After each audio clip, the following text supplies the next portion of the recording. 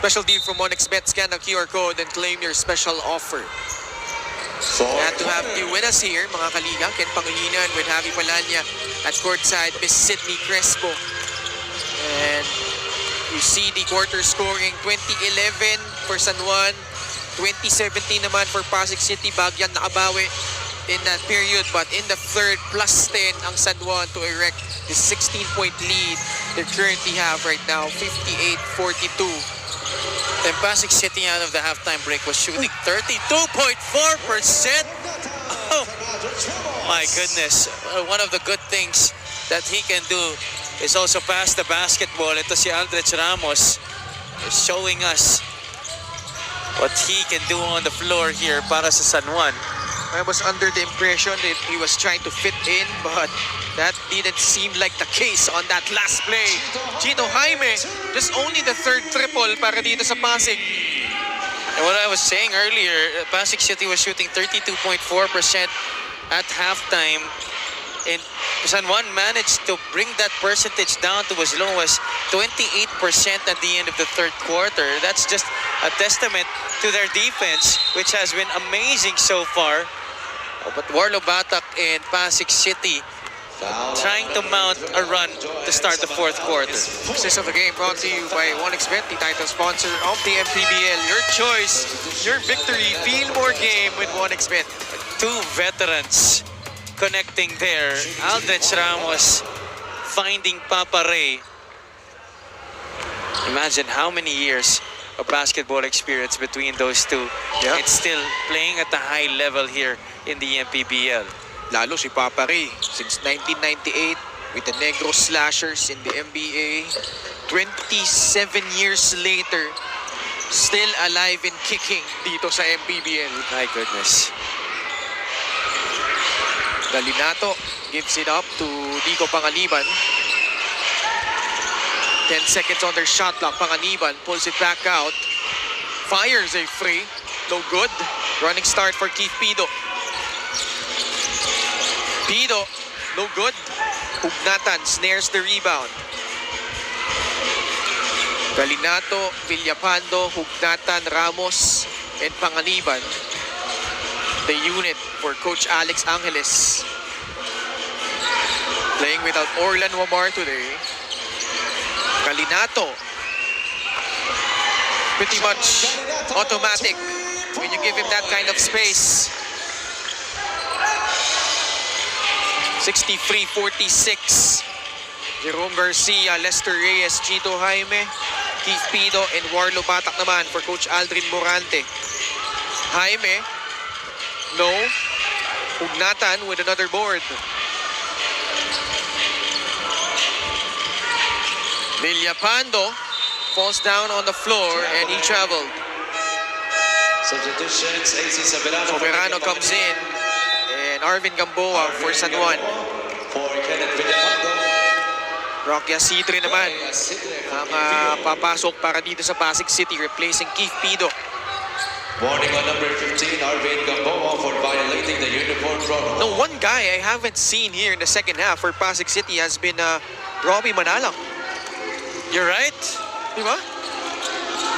And I don't even think is he on the bench? Yes, he is on He's the on the bench. bench. He's on the end. And he is averaging by far the most minutes para dito sa Pasig. That is very weird. I'd love to know the reason behind it. Foul on number 17, Aldrich Ramos is Because at this point, they definitely need Robbie, his leadership, his outside sniping, and just his presence on the court para sa Pasig City. Batak attacks over Reynel Hugnatan. 2 free throws coming up for Warlo Batak.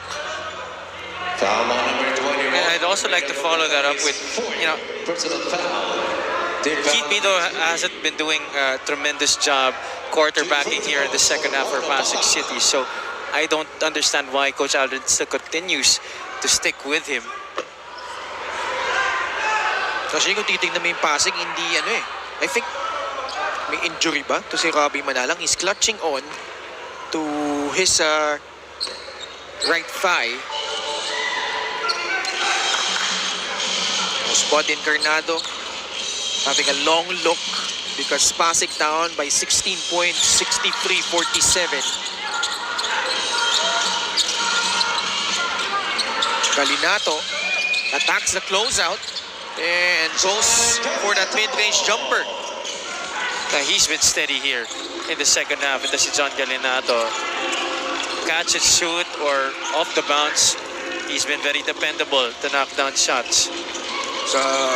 Sid, as soon as I mentioned that di natin nakita si Robbie Manalang, promptly went back to the bench of Pasig and discovered that ito si Robbie Manalang pulled his hamstring in the first quarter. So hindi niya masyadong magalaw yung right leg niya, thus riding the bench. But boy, San Juan just continuing to pour it on. John Galinato again for the Knights. 5 straight points off the closeout, attacking, couple of dribbles, leaning in on that jumper. This time, nobody in front of him.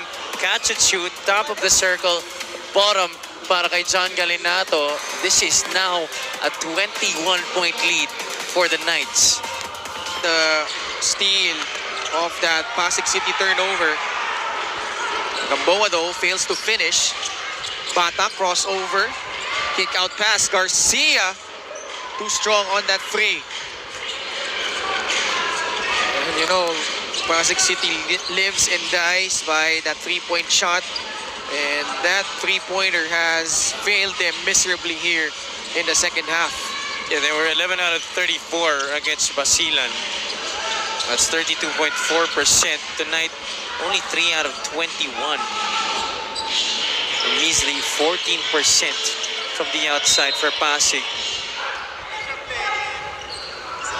Jaime got fouled by John Galinato. Foul on number 11, John Galinato. Mayroong diskusyon si Coach Alex at si Senator Jinggoy kung gagamitin ba nila yung coach's challenge. Huwag na daw, sabi ni Sen. Huwag na. Mapapatagal pa raw kasi. Oo. Chito Jaime, pasok yung unang free throw. Osbod Encarnado. Itong free throw na ito atid sa atin na Extreme Appliances, ang subok at kompletong appliance brand ng Pilipinas. 2 for 2. Now 2 of 3 after that miss.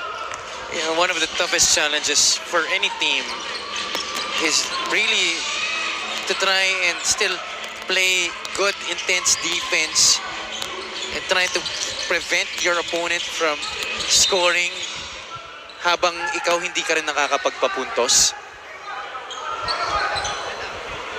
Dahil most players, most teams, naging default mood yan eh, na dun sila talaga kukuha nung gana nila sa depensa pag nakakascore sila. When they don't get baskets, there's really not enough motivation compared to as when you are able to make baskets on your side of the floor. Carlo Bata Shooting 2, Warlo Bata. got fouled again. 2 shots coming up for the Malolos Bulacan native, played for Bulacan State University. Also had a stint with Muntinlupa. Played limited minutes there, but here getting a grand opportunity to showcase his talents. 17 points for Warlo Batak. 68-51. Viloria. That's his former teammate, Jerome Garcia. Granian cranks it up, no good. Jaime. Garcia. Threes have not been falling for Pasig City tonight. Galinato. Short off the glass. Garcia thought about it. Nahanap si Rocky Asindre. Maging siya hindi makapuntos from beyond the arc. Chito Jaime able to get the putback. Lead down to 15. Even the open looks talagang hindi nahuhulog para sa kanila. They're getting good open shots from the outside in spots where they usually make it. But even that, hindi talaga pumapasok. Good thing Jaime was there. Might have even gotten away with a foul. But nonetheless, this is still manageable para sa Pasig. 15-point lead, 4 minutes remaining. San Juan gearing up for that Titanic showdown on the 26th of June. Kalaban ng Pangasinan Heatwaves on July 12 versus Quezon City, and on the 17th versus the Manila Batang Quiapo. Special deal from 1xBet. Scan the QR code and claim your special offer. 68-53. Under 4 minutes remaining. Still a slight chance if you're Pasig City, as they made their run, 6-0 run currently. Viloria airballs that free. Glimmer of hope para sa tropang Pasig. Well, San Juan should hope that that smile won't be wiped away from Senator Jinggoy's face at the end of this game. Jaime forcing up that free. Viloria at the controls. Offensive foul against Joseph Ubalde. Offensive foul on number 27, Joseph Nasiguraan yata si Warlo Batak dun. Substitution, Yeah, looks like he got the wind knocked off Jacob out of him. Bishop for Lester Reyes.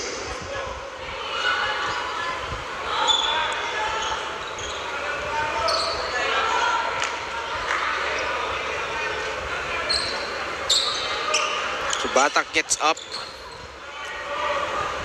Just a regular foul against Joseph Ubalde, who, by the way, without Rienel Hugnatan for a handful of games, has done a splendid job of playing that backup center spot para dito sa San Juan. Shot clock at 14 seconds. Malala mo, muntik na nga mag-best player yan eh. Kalaban na, Val City, di ba? Yeah. If not for that hot shooting of AC Soberano, as Warlo Bata continues to score up to 19 points. 13 puntos na lang ito. Pwede pa if you're Pasig. 8 straight points. At the elbow, Ubalde. Viloria thought about it. Now drives. Gets bumped by Jerome Garcia.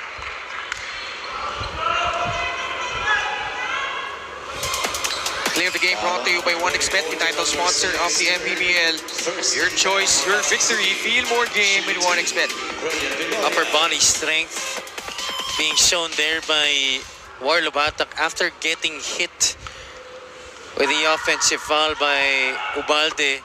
Still able to absorb that kind of contact and finish through it. First free throw good for the former Arellano chief, Rienel Viloria.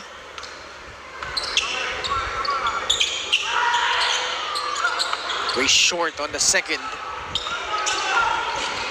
Isidre puts the ball down for Pasig. Jaime. Batak inside. 2 more free throws coming up. So even if they do need a quick basket, Pasig City not trying to get anything that's out of control. They went to their offense and moved that basketball, waited for the defense to commit a mistake. Batak is 10th and 11 attempts from the line. Now 8 of 10 from the stripe.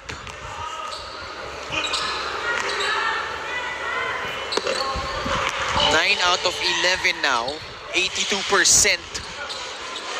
69-57. Almost got a steal. Galinato recovers. 12 on their shot clock. John Galinato dancing with Warlo Batak. Batak staying in front. 4 seconds remaining. Viloria challenge shot. No good. Ubalde offensive rebound. Another one from Viloria. Ubalde multiple up fakes. Wala pa din. Ooh, that's gotta hurt. That definitely hurts. Soberano nailing that three, pushing the lead back up to it to 15 points, 72-57. So Pasig City allowed 3 offensive rebounds for San Juan in that single possession. I was about to say, San Juan doesn't need to put up a shot. Timeout Pasig, down by 15, 2 minutes and 3 seconds left. You know, the big shots coming from San Juan. They now have this 15-point lead, 2 minutes and 3 seconds left. And slowly but surely, the window closing para dito sa Pasig to make a comeback. Especially with how poorly they've shot those 3-point shots. Foul called underneath. Ubalde will be called for that personal foul. Foul on number 27, Joseph Ubalde. They are in penalty. Shooting 2, Jacob Galicia.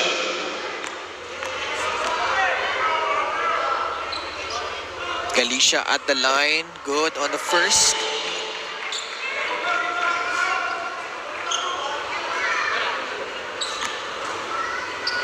Also, ito naman dating Imus player. To si Jacob Galicia. 2 for 2. 72-59.